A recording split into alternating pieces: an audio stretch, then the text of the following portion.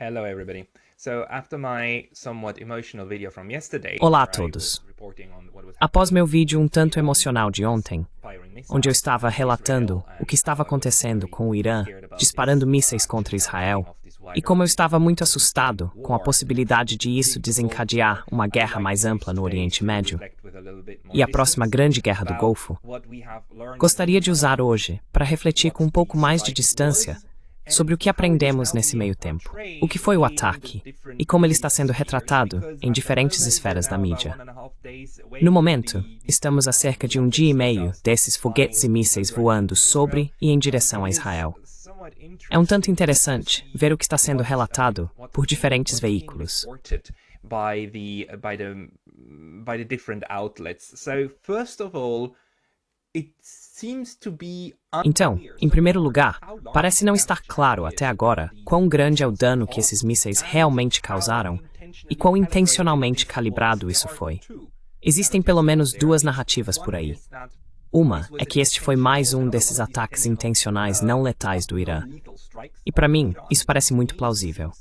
Esses ataques têm o objetivo de enviar uma mensagem muito clara a Israel de que é altamente vulnerável a ataques de foguetes iranianos. A questão aqui é que, especialmente se seguirmos o pensamento de John Mearsheimer, que a propósito enviou outro de seus Substacks, um bem curto, ele ainda interpreta o que o Irã está fazendo como restabelecer o que ele chama de dominância de escalada.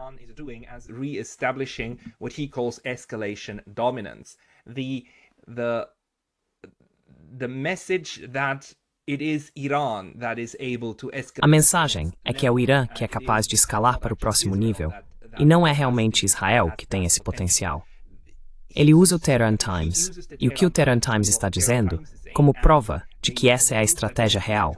Restabelecer o medo em Israel das capacidades que o Irã possui, mesmo sem armas nucleares. John Mearsheimer cita duas pessoas. A primeira é o ministro das Relações Exteriores do Irã, Abbas Araqchi, que diz que nossa ação está concluída, a menos que o regime israelense decida convidar mais retaliações. Nesse cenário, nossa resposta será mais forte e mais poderosa. Então o Irã está tentando dizer, vamos parar por aqui. Vamos parar aqui. Você não terá mais baixas, mas sai agora. You will not have additional casualties, but scale it down. I mean, do not counterattack. Reduza isso. Quero dizer, não contra-ataque. Não nos ataque. Se os israelenses aceitarem isso, estabeleceria que o Irã, de fato, é quem tem as armas mais longas, as armas maiores. É por isso que estamos nesta situação horrível, em que Netanyahu e companhia estão todos argumentando que temos que revidar e realmente causar dano. A segunda fonte que Mearsheimer está citando são várias fontes, veículos e canais do Telegram afiliados à Guarda Revolucionária do Irã, que relatam, citação, o Irã avisou os Estados Unidos. Se vocês atacarem nossas refinarias, incendiaremos as refinarias e campos de petróleo em toda a região, incluindo aqueles na Arábia Saudita, Azerbaijão, Kuwait, Emirados Árabes Unidos e Bahrein.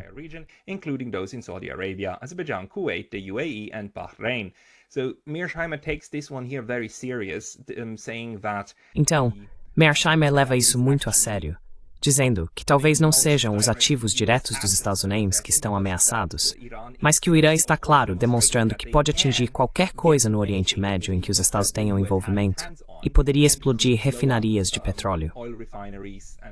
O Irã agora está ameaçando seriamente as instalações militares dos Estados Unidos na região, sem sequer levar em conta que o Irã poderia disparar contra porta-aviões dos Estados Unidos.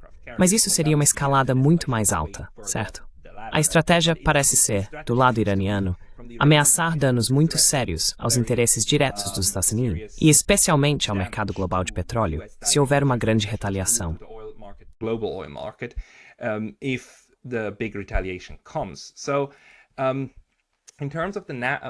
Então, em termos das narrativas que estão circulando, o interessante é que no momento não temos certeza de quantos desses mísseis funcionaram como pretendido, porque os israelenses, o New York Times e a narrativa da mídia ocidental, em grande parte, não completamente, mas em grande parte, é que o domo de ferro realmente funcionou.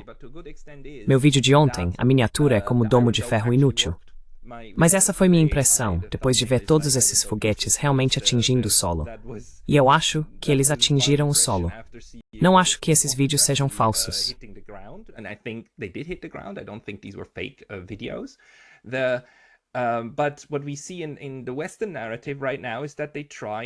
Mas o que vemos na narrativa ocidental agora é que eles tentam mostrar, principalmente, imagens de mísseis voando, mas não necessariamente atingindo.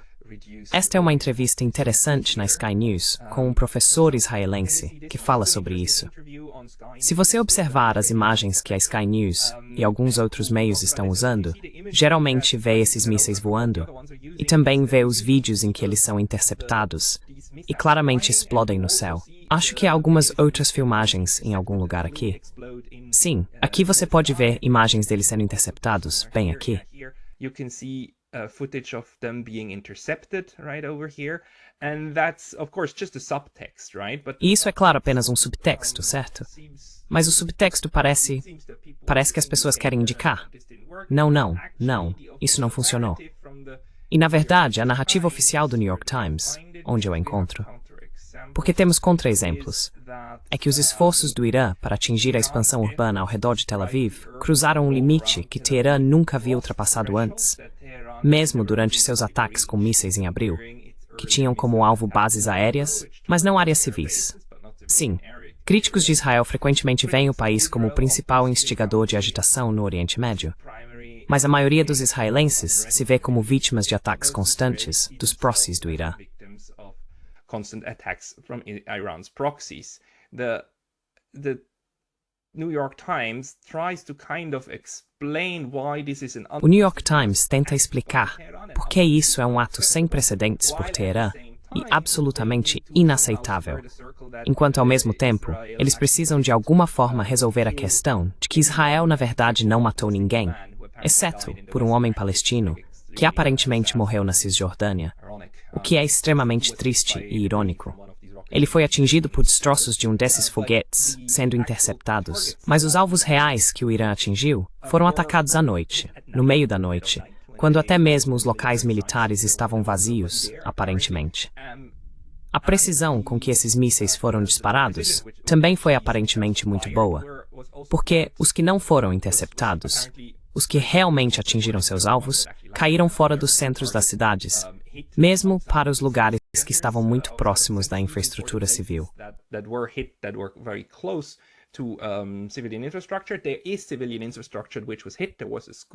Há infraestrutura civil que foi atingida. Houve uma escola que realmente foi atingida. Houve infraestrutura civil, mas ninguém morreu, na verdade. E acho que isso deve ser algo que Netanyahu realmente lamenta neste momento. Porque se houvesse mortes de civis, então seria muito mais fácil justificar uma contra-reação. Então parece que o Irã, novamente calibrado de forma muito precisa, intensificou um pouco mais seu ataque e chegou um pouco mais perto de realmente matar pessoas com os próprios ataques. Não apenas com os destroços, mas com os ataques. Mas ainda não chegou a esse ponto.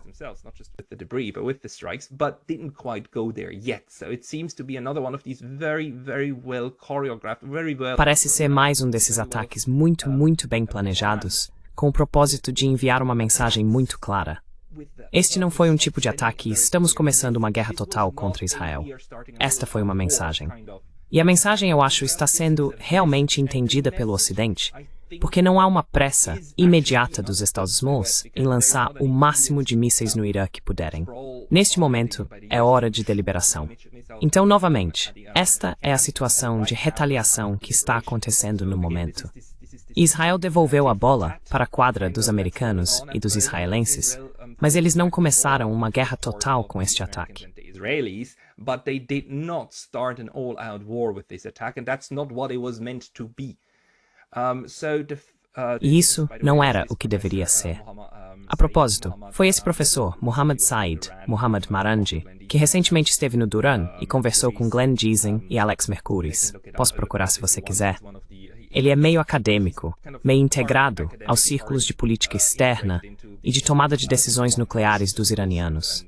Então, ele tem esse tipo de dupla face, como se estivesse claramente representando os iranianos também. Curiosamente, na BBC e na mídia, Não há uma narrativa clara estabelecida.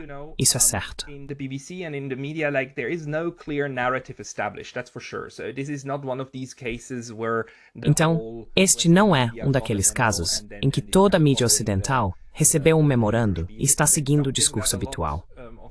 É algo que muita da mídia ocidental ainda está tentando entender. Como querem relatar isso e o que foi? A BBC, por exemplo, relata que o exército de Israel disse que a maioria dos mísseis foi interceptada, mas que um pequeno número atingiu o centro ou o sul de Israel. Eles estão relatando do lado israelense, é claro, e o lado israelense aparentemente quer minimizar o que foi esse ataque. Por um lado, estão dizendo que é sem precedentes e absolutamente inaceitável, e por outro lado, na verdade, não conseguiram nada. É isso que Israel e também a BBC querem transmitir.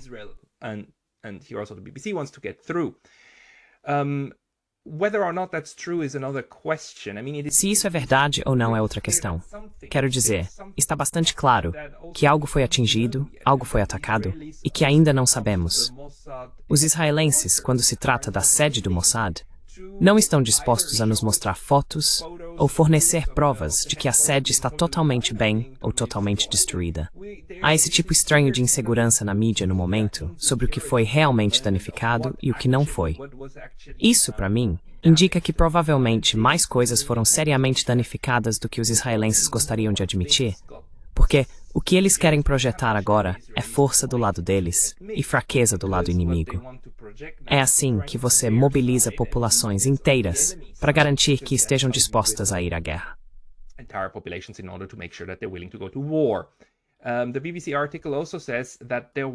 O artigo da BBC também diz que houve um pequeno número de ataques no centro de Israel e outros no sul de Israel, disse o porta-voz das Forças de Defesa de Israel, contra-almirante Daniel Hagari. A maioria dos mísseis que chegavam foi interceptada por Israel e pela coalizão defensiva liderada pelos Estados Unidos.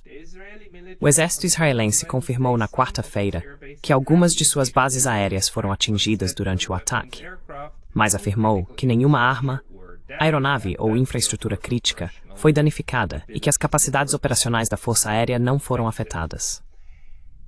Quero dizer, se você é forçado a divulgar algo assim, e é obrigado a admitir que algo foi atingido, mas não está disposto a realmente mostrar fotos disso, geralmente não é um bom sinal.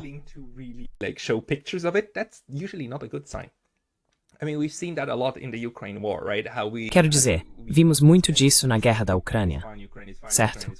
Como recebemos essas mensagens de a Ucrânia está bem, a Ucrânia está bem, a Ucrânia está bem, nada com que se preocupar, eles são super fortes.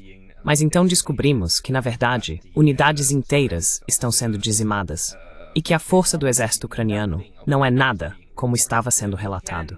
Então, não podemos confiar que isso seja verdade. E o fato de não termos fotos desses locais é bastante preocupante, porque o que temos são alguns vídeos de celular que foram feitos. Estou tentando encontrá-los. Quero dizer, aqui, a BBC obviamente não tenta esconder tudo isso.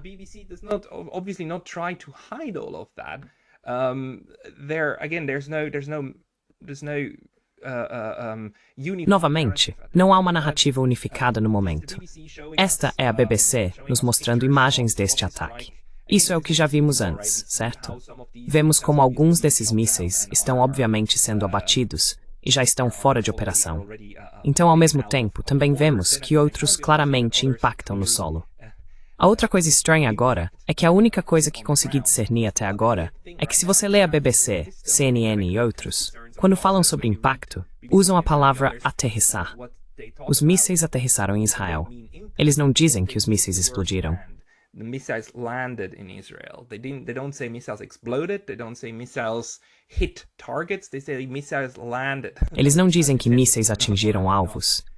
Eles dizem que mísseis pousaram conforme o planejado ou não. É uma linguagem engraçada de se usar, mas é um eufemismo que acho que está sendo usado para evitar dar a impressão de que o Irã realmente atingiu alvos. Porque, caso contrário, você diria atingir, certo? Você não diria pousar.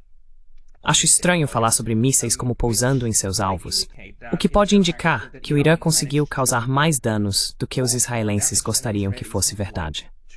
Então há essas questões em aberto, e até que alguém realmente nos mostre as fotos da sede do Mossad e o que está acontecendo lá agora, E até vermos as crateras das bases aéreas, não sabemos.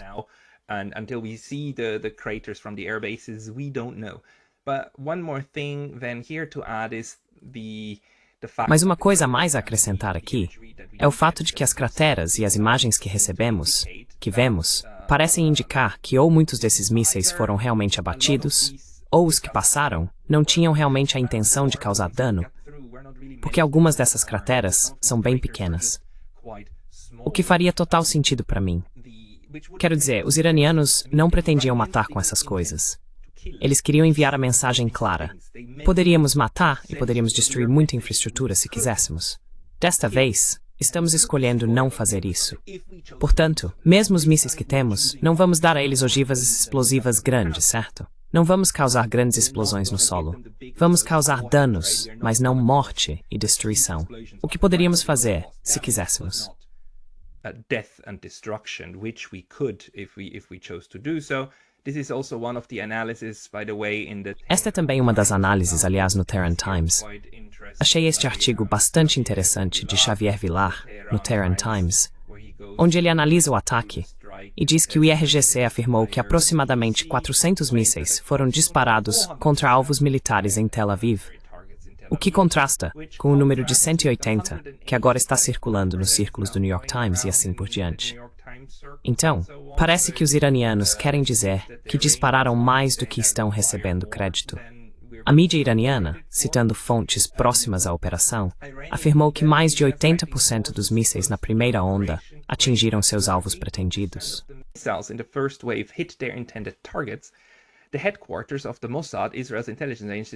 A sede do Mossad, a agência de inteligência de Israel, foi completamente destruída. Pelo menos é o que os iranianos estão dizendo. E novamente, não recebemos as negações, não recebemos as fotos que provariam que isso é falso por parte dos israelenses, o que me faz pensar que pode ser verdade. Várias bases aéreas foram atingidas. A operação reflete a necessidade do Irã de recuperar sua capacidade de ameaça. Sim, acho que é absolutamente o caso. Enquanto Israel busca maximizar as baixas em cada ataque, fazendo tudo o possível não apenas para evitá-las, mas também para aumentá-las, o Irã, como visto neste ataque, evitou conscientemente atingir o que são considerados alvos civis.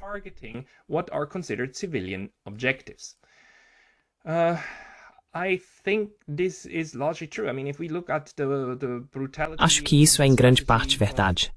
Quero dizer, se olharmos para a brutalidade e a estratégia de Israel em Beirute, e claro em Gaza, onde bairros são arrasados e diariamente dezenas, se não centenas, de civis morrem. Este ataque do Irã contra Israel foi muito medido, certo? Não está em uma escala comparável. Claro, a mídia ocidental e a liderança ocidental, incluindo Keir Starmer e Joe Biden, tentaram fazer parecer que este foi o maior e mais horrível ataque que já ocorreu. Mas, de fato, este foi novamente um ataque muito limitado. Então deixe-me verificar rapidamente minhas anotações. A bola está agora claramente no campo dos israelenses.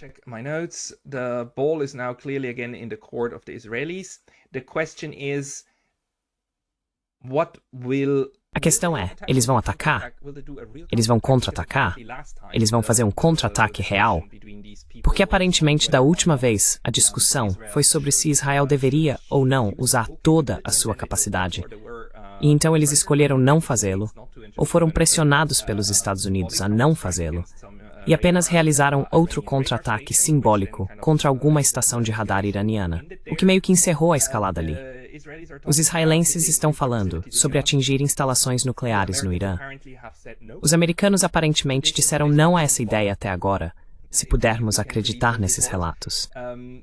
E a ameaça, claro, é atingir as refinarias e instalações de petróleo de Teherã e do Irã, com a ideia de que, novamente, assim como com a Rússia, você elimina a capacidade do Irã de ganhar dinheiro, e assim o regime desmoronará e desaparecerá, o que claramente não vai acontecer.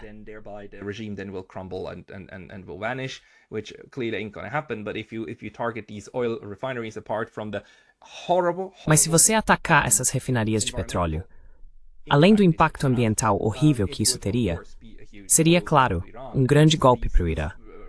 Essas refinarias são relativamente fáceis de atingir, porque, mesmo que um dos muitos foguetes passe, é petróleo, e vai queimar como se não houvesse amanhã, certo?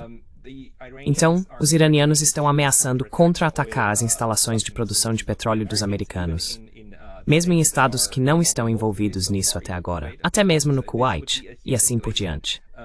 Isso seria uma enorme escalada no número de estados envolvidos nisso. Parece-me que agora estamos caminhando para um jogo de quem pisca primeiro, com ambos os lados decididos a não piscar primeiro, correndo um em direção ao outro. Está claro que da última vez que o Irã fez um ataque como este, ele realmente coordenou com os americanos. Clear that last time Iran did a strike like this, it actually coordinated with the Americans. This time they seemingly didn't, or only very shortly before the attack. Desta vez, aparentemente não fizeram, ou apenas muito pouco antes do ataque, anunciaram a outros governos conectados que algo estava por vir. Sim, então é onde estamos. Interessante, não é? Que mesmo com um ambiente de mídia livre, e assim por diante, nós no mundo livre somos constantemente atingidos pela névoa da guerra. E isso pode desescalar novamente com um pouco de sorte, mas muito também dependerá do que está acontecendo agora no Líbano, Israel e Estados Unidos. Se Israel e os Estados Unidos escolherem responder diretamente ao Irã, atingindo-os ou indiretamente atingindo algo mais no Líbano e escalando com o Líbano, o que pode ser outra estratégia para seguir a fim de romper com os aliados do Irã. Which might be another strategy to go in order to break up Iran's allies. By the way, last comment from me. Please. Aliás, último comentário meu. Por favor, note como na mídia ocidental, os Estados Unidos e Israel sempre falam sobre seus aliados e como eles apoiam seus aliados, enquanto todos os aliados do Irã são constantemente chamados de proxies. Não sei por que percebi isso pela primeira vez, mas o uso da linguagem é uma parte tão grande da forma como as coisas são enquadradas. De qualquer forma, até agora, minha análise sobre isso será: vamos continuar acompanhando e ver o que acontece. Dedos cruzados para que nenhuma grande guerra do Golfo esteja por vir. Vamos torcer para que as pessoas realmente comecem a desescalar. Boa noite. Good night.